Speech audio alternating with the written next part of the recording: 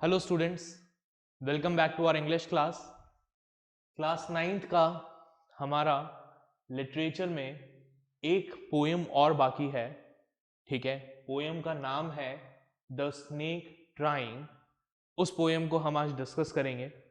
ठीक है, हमारे सिलेबस की ये लास्ट पोएम है। ठीक है, तो इससे पहले कि हम इस पोएम को शुरू करें, सबसे पहले पोएम का इंट्रोडक्शन समझ लेते हैं कि पोएम किस बारे में है। ठीक है, उसके बाद पोएम की थीम, मैसेज और मीनिंग को डिस्कस करेंगे। क्लियर? तो आप लोगों के सामने यहाँ बोर्ड पर मैंने आप लोगों के कन्वीनियंस के लिए पोएम का इंट्रोडक्शन लिखा हुआ है। ठीक है, हम इस इंट्रोडक्शन को समझते हैं कि ये पोएम किस बारे में है। Most of us think that snakes are the fearsome symbol of death. ठीक है, मैक्सिमम लोगों के माइंड में ये मिसकंसेप्शन है कि स्नेक जो है वो क्या है, डेंजरस क्रीचर्स है। ठीक है, हम सब लोग ये मानते हैं कि स्नेक मतलब अ सिंबल ऑफ डेथ। ठीक है, और ये एक जनरल ओपिनियन है, राइट? जबकि फैक्ट ये है कि अर्थ पर जितनी भी स्पीशीज के स्नेक्स पाए जाते हैं उनमें से मैक्सिमम स्पीशीज जो है वो पॉइजनस भी नहीं होती, वेनमस भी नहीं होती है, जहरीले भी नहीं होते हैं। ठीक है, सिर्फ कुछ गिनती की स्पीशीज ऐसी हैं स्नेक्स की जो वेनमस हैं। ठीक है, लेकिन उसके बावजूद हम लोगों ने स्नेक्स को लेकर एक जनरल ओपिनियन बना लिया है कि स्नेक मतलब एक डेंजरस क्रीचर। और हम क्या करते हैं, नॉर्मली लोगों का जो फर्स्ट रिएक्शन होता है स्नेक को देखकर, उसका फर्स्ट रिएक्शन यही होता है कि उस स्नेक को मार दिया जाए। ठीक है, आजकल फिर भी थोड़े से लोग जो हैं वो अवेयर हो गए हैं इस बात को लेकर। ठीक है, तो अब लोग जो हैं वो मारते नहीं हैं स्नेक्स को। ठीक है, स्नेक कैचर्स को बुलाकर स्नेक को पकड़वा देते हैं। लेकिन पहले की अगर टाइम की हम बात करें या गांव वगैरह में हम आज भी चले जाएं, तो आज भी जो लोग हैं उनकी मेंटेलिटी यही है कि वो स्नेक को देखते ही ये सोचते हैं कि इसको मार दिया जाए। But the poet has a different opinion about it. लेकिन हमारे जो पोएट हैं उनका स्नेक के लिए जो ओपिनियन है वो थोड़ा सा डिफरेंट है। In his view the snakes are not harmful if they are not disturbed.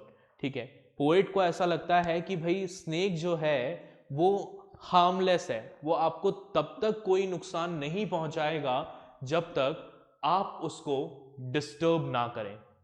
They cause harm to human beings only when they think him or her as a danger for their own life. Snakes जो है ये इंसानों पर attack तभी करते हैं जब उन्हें ऐसा लगता है कि वो इंसान उस स्नेक की लाइफ के लिए थ्रेट है। ठीक है, जब वो आपसे डरते हैं, ठीक है, जब आप उनके बहुत ज़्यादा नज़दीक चले जाते हैं तभी वो आपको अटैक करते हैं। अदरवाइज जो स्नेक्स हैं जब तक आप उन्हें डिस्टर्ब नहीं करोगे तब तक वो आपको भी डिस्टर्ब नहीं करते। In this poem, the snake itself becomes a victim of human hardness. तो ये जो हमारी पोएम है द स्नेक ट्राइंग, इस पोएम में जो स्नेक है वो खुद ह्यूमन हार्डनेस का विक्टिम बन गया है। ठीक है, मतलब वो इंसान को नुकसान नहीं पहुंचा रहा है लेकिन इंसान उसको नुकसान पहुंचाने की कोशिश कर रहा है। तो हम इस पोएम को अब रीड करेंगे। ठीक है, इसका लाइन बाय लाइन मीनिंग समझेंगे, उसके बाद हम पोएम की थीम और मैसेज को डिस्कस करेंगे। So let's begin. बहुत ही छोटी सी पोएम है और सिंपल भी है। Let's see. The snake trying to escape the pursuing stick with sudden curving of thin long body. जो स्नेक है ही इज ट्राइंग, वो कोशिश कर रहा है। क्या कोशिश कर रहा है? आपको लगेगा कि किसी इंसान को बाइट करने की कोशिश कर रहा है, बट नहीं, he is not trying to bite a human being. Instead he is trying to escape the pursuing stick. जो स्टिक उस स्नेक पर अटैक कर रही है, वो स्नेक उस स्टिक से बचने की कोशिश कर रहा है। और कैसे कोशिश कर रहा है? With sudden curvings of thin long body. अपनी थिन लॉन्ग ट्यूब्यूलर बॉडी को, जो ट्यूब के जैसी एक बॉडी है, उसको सडनली कर्व करके, आपने देखा होगा ना स्नेक कैसे मूव होते हैं, कर्वी मैनर में, ठीक है। तो वो अपनी बॉडी को कर्व करके, मोड़ कर, ठीक है, स्टिक से बचने की कोशिश कर रहा है। How beautiful and graceful are his shapes. ठीक है, अब पोएट जब स्नेक को देखता है, उसे अपनी बॉडी को कर्व करते हुए देखता है, तो पोएट सोचता है, उसको ऐसा लगता है कि ये स्नेक कितना ब्यूटीफुल है। He gets fascinated with the beauty of that snake. वो स्नेक की ब्यूटी को देखकर अट्रैक्ट होता है उसकी तरफ, ठीक है, उसको वो स्नेक बहुत ब्यूटीफुल नजर आता है। He glides through the water away from the stroke. ठीक है, अब वो स्नेक क्या करता है? He glides through the water. वो वाटर के ऊपर, पानी के ऊपर तैरते हुए जो स्टिक है, उस स्टिक का जो अटैक है, उससे दूर चला जाता है। O let him go over the water into the reeds to hide without hurt. अब जब पोएट उस स्नेक को पानी में जाते हुए देखता है, तो वो क्या कहता है? पोएट रिक्वेस्ट करता है। किससे रिक्वेस्ट करता है? उस पर्सन से जो उस स्नेक को अटैक कर रहा है। पोएट उससे रिक्वेस्ट करता है, ओ लेट हिम गो, कि भाई उस स्नेक को जाने दो, ओवर द वाटर, पानी में, इनटू द रीड्स, रीड्स के अंदर। अब रीड्स क्या होते हैं? Reeds are water plants with thick stems. ठीक है, पानी के अंदर जो पौधे होते हैं, प्लांट्स होते हैं जिनकी मोटी मोटी सी स्टेम्स होती हैं, ठीक है, उनको रीड्स कहा जाता है। तो पोएट कहता है कि late him go into the water so that he can hide into the reads and save himself. वो उसको जाने दो पानी के अंदर, ताकि वो अपने आप को रीड्स में, उन वाटर प्लांट्स के बीच में छुपा सके और अपने आप को प्रोटेक्ट कर सके। Small and green he is harmless even to children. Poet कहता है कि वो जो स्नेक है, वो बेचारा छोटा सा स्नेक है, ग्रीन कलर का स्नेक है, and he is harmless even to children. और वो इतना छोटा सा स्नेक है कि वो बच्चों को भी नुकसान नहीं पहुंचा सकता। So let him live, don't kill him. Along the sand he lay until observed and chased away.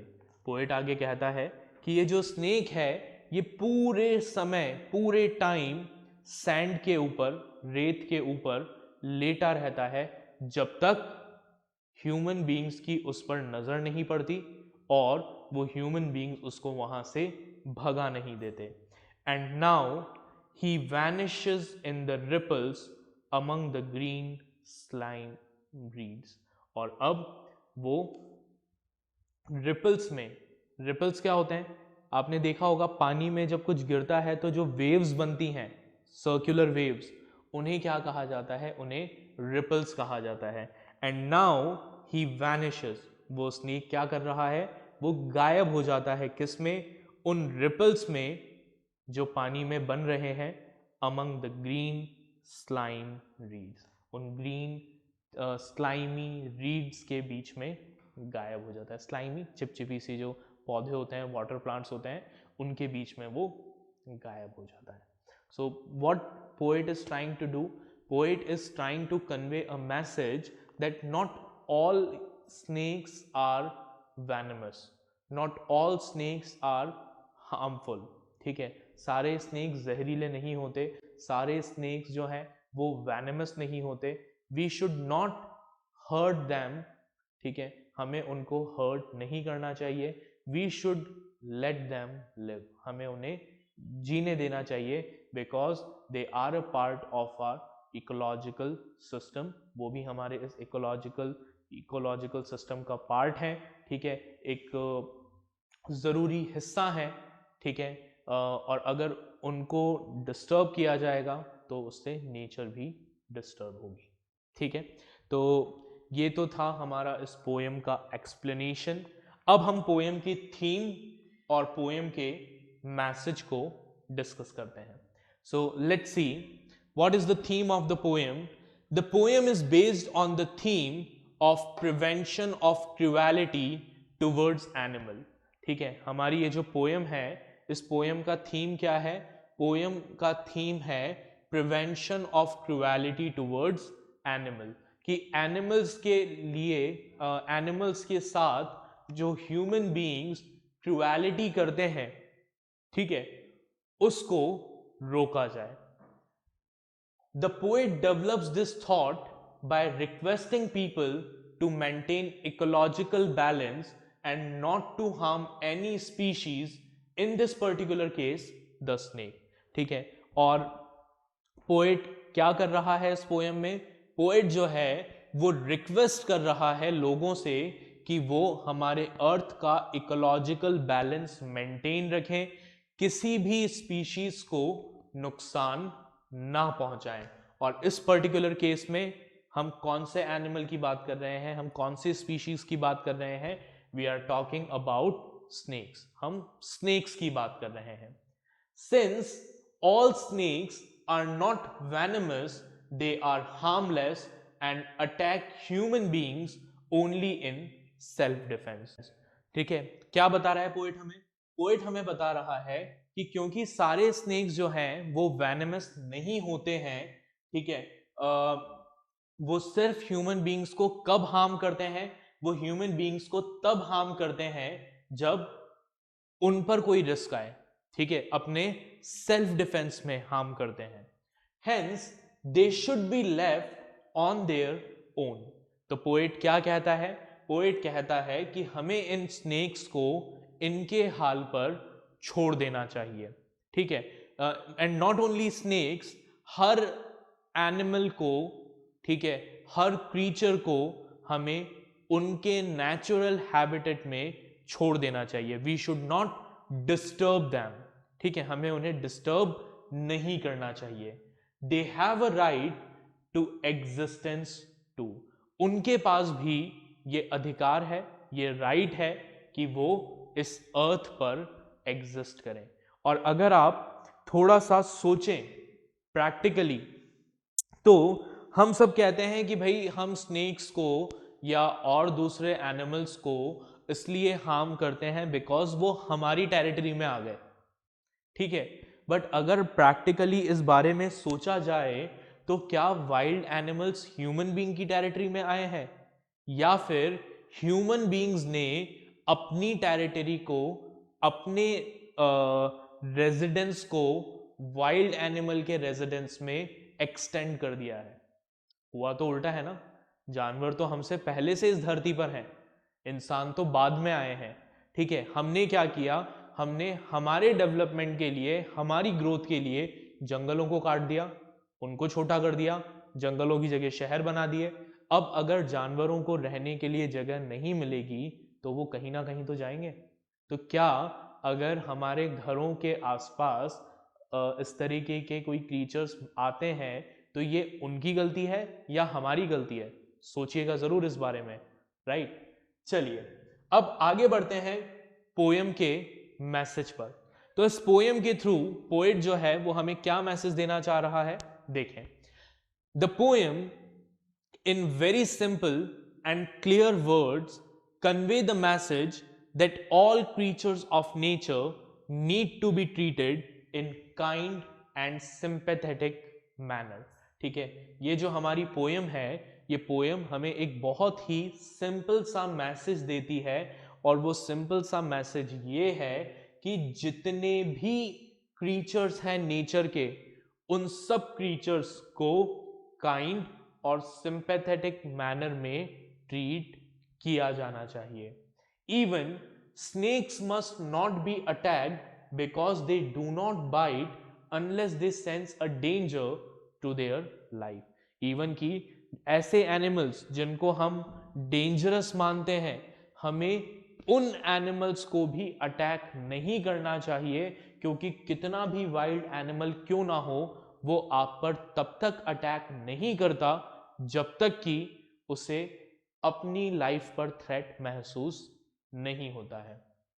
Moreover, there are certain varieties of snakes that are not venomous and are hence harmless. In fact, snakes की कई सारी varieties तो ऐसी हैं जो venomous ही नहीं है, जिनमें जहर ही नहीं है और वो आपको कोई नुकसान नहीं पहुंचा सकती।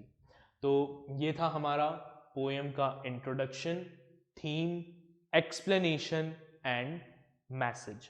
ठीक है, अब इसके अलावा इस पोएम में हम कुछ और पॉइंट्स डिस्कस करेंगे।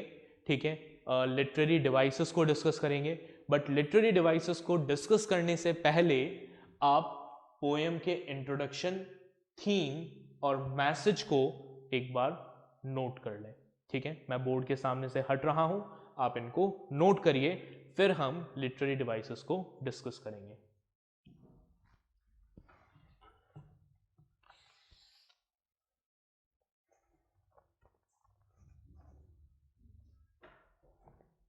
ओके, तो आपने इसको नोट कर लिया होगा।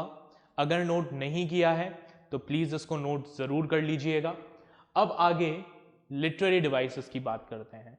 तो सबसे पहले हम इस पोएम की राइमिंग स्कीम डिस्कस करेंगे, राइट। तो अगर आप इस पोएम को ध्यान से देखें तो आप ये ऑब्जर्व करेंगे कि पोएम की जो लाइंस हैं, उन लाइंस की जो साइज है वो अनइवन है। ठीक है, वर्ड्स जो हैं वो राइम नहीं कर रहे हैं। इसका मतलब ये है that this poem is written in a free verse. ये पोएम फ्री वर्स में लिखी गई है और ये पोएम किसी तरह की कोई राइमिंग स्कीम फॉलो नहीं कर रही है। क्लियर? तो पोएम में अगर आपसे पूछा जाए कि भाई पोएम में कोई राइमिंग स्कीम है क्या, तो आपका आंसर होगा no, the poem does not follow any rhyming scheme. ठीक है, सेकेंड लिटरेरी डिवाइस जो इस पोएम में यूज हुआ है और इससे पहले भी कई सारी पोएम्स में यूज हुआ है, वो लिटरेरी डिवाइस है ट्रांसफर्ड एपिथेट। ठीक है, अब ट्रांसफर्ड एपिथेट वैसे तो हम लिटरेरी डिवाइसेस में जब हमने पढ़ा था तब मैं आपको समझा चुका हूं, बट फिर भी एक बार वापस से, since we are having a time, हमारे पास टाइम है अभी, तो मैं आपको दोबारा से एक्सप्लेन कर देता हूं कि ये ट्रांसफर्ड एपिथेट क्या होता है और इस पोएम में कहां पर यूज हुआ है। तो देखें, ट्रांसफर्ड एपिथेट का मतलब क्या होता है? It is an adjective that grammatically qualifies a noun other than the person or thing it is actually describing। अगर आप लोगों को याद होगा बचपन में जब आपने एडजेक्टिव्स पढ़े थे तो आपने एडजेक्टिव का मीनिंग पढ़ा होगा कि एडजेक्टिव क्या होते हैं। एडजेक्टिव वो वर्ड्स होते हैं जो नाउन की क्वालिटी बताते हैं। जैसे ही इज अ बॉय, इस सेंटेंस में बॉय जो है वो क्या है? नाउन है। लेकिन आप उस बॉय के साथ, उस नाउन के साथ जब कोई क्वालिटी ऐड कर देते हैं, जैसे he is a tall boy, तो वो टॉल क्या हो गया? एक एडजेक्टिव हो गया। यानी एक ऐसा वर्ड जो नाउन की क्वालिटी बताए उसे हम क्या कहते हैं? एडजेक्टिव कहते हैं। क्लियर? अब नॉर्मली एडजेक्टिव जो है वो किसके साथ यूज होते हैं? नाउन्स के साथ यूज होते हैं। जैसे मैंने कहा ना, अभी आपको एग्जाम्पल बताया, he is a tall boy, तो टॉल जो एडजेक्टिव है वो किसके साथ यूज हो रहा है? बॉय के साथ, यानी कि नाउन के साथ। बट ट्रांसफर्ड एपिथेट में क्या होता है? जो हमारा एडजेक्टिव है वो उस नाउन को क्वालिफाई नहीं करता, उस नाउन के साथ यूज नहीं होता जिस नाउन को वो डिस्क्राइब कर रहा है। उसके बजाय किसी और वर्ड के साथ हम उस एडजेक्टिव को यूज करते हैं। जैसे अगर हम इस पोएम में एग्जाम्पल देखें तो इस पोएम में हमने वर्ड पढ़ा परस्यूइंग स्टिक। ठीक है, स्टिक क्या है? एक वर्ड है और परस्यूइंग यहां पर हमारा क्या है? एडजेक्टिव है। अब यहां पर अगर आप इसको थोड़ा सा देखें तो the adjective pursuing is used with stick. Pursuing adjective को हमने किसके साथ यूज किया है? स्टिक के साथ यूज किया है। But the stick is not pursuing anything. लेकिन वो स्टिक किसी का पीछा थोड़ी कर रही है, वो स्टिक किसी को परस्यू थोड़ी कर रही है, एक्चुअल में हो क्या रहा है, some person with a stick in his hand is chasing the snake. ठीक है, क्या हो रहा है, कोई इंसान है, उस इंसान के हाथ में स्टिक है और वो इंसान क्या कर रहा है, परस्यू कर रहा है, पीछा कर रहा है किसका, स्नेक का। राइट, तो क्या स्टिक पीछा कर रही है किसी का, स्नेक का, नहीं, पीछा कौन कर रहा है, वो इंसान पीछा कर रहा है जिसके हाथ में स्टिक है। ठीक है, बट हमने यहां पर परस्यूइंग वर्ड किसके साथ यूज किया, स्टिक के साथ यूज किया, जबकि परस्यूइंग वर्ड एक्चुअल में यूज किसके साथ होना चाहिए था, उस पर्सन के साथ यूज होना चाहिए था who was chasing the snake. तो इसी को हम क्या कहते हैं, ट्रांसफर्ड एपिथेट कहते हैं। यहां पर हमने क्या किया, जो हमारा एडजेक्टिव या एपिथेट था उसको हमने क्या किया, ट्रांसफर कर दिया किसके साथ, किस पर, स्टिक पर, instead of the person who is actually pursuing the snake. Right, इसी को क्या कहा जाता है, ट्रांसफर्ड एपिथेट कहा जाता है। ठीक है, इसके अलावा अब हमारी पोयम में एक और लिटरेरी डिवाइस है जो यूज किया गया है, और वो लिटरेरी डिवाइस है पर्सोनिफिकेशन। ठीक है, कौन सा लिटरेरी डिवाइस है, पर्सोनिफिकेशन। पर्सोनिफिकेशन का मतलब क्या होता है, पर्सोनिफिकेशन का मतलब होता है जब एक नॉन ह्यूमन थिंग या ऑब्जेक्ट या एनिमल को, ठीक है, ह्यूमन क्वालिटीज दी जाती है। तो यहां पर अगर आप इस पोएम को ध्यान से देखेंगे तो पोएट ने हर जगह स्नेक के लिए ही, हिज, इस तरीके के वर्ड यूज किए हैं, ना कि इट। ठीक है, जबकि स्नेक तो एनिमल है, उसके लिए कौन सा वर्ड यूज होना चाहिए था, इट वर्ड यूज होना चाहिए था, लेकिन पोएट उसके लिए कौन सा वर्ड यूज कर रहा है, ही और हिज। इसका मतलब पोएट ने क्या किया है, स्नेक को पर्सोनिफाई किया है। क्लियर, तो ये थे हमारे लिटरेरी डिवाइसेस जो इस पोएम में यूज हुए हैं, ये थे हमारा पोएम का एक्सप्लेनेशन। आई होप आपको ये पोएम समझ में आ गई होगी। इस पोएम को एक बार दोबारा रीड करिएगा, जो एक्सप्लेनेशन मैंने बताया है उस एक्सप्लेनेशन को एक बार दोबारा से सुनिएगा। ठीक है, जो वर्कशीट आपको मिलेगी उस वर्कशीट को सॉल्व करिएगा। Then we will meet in the next lecture, okay, with next topic. Till then, take care. Bye everyone.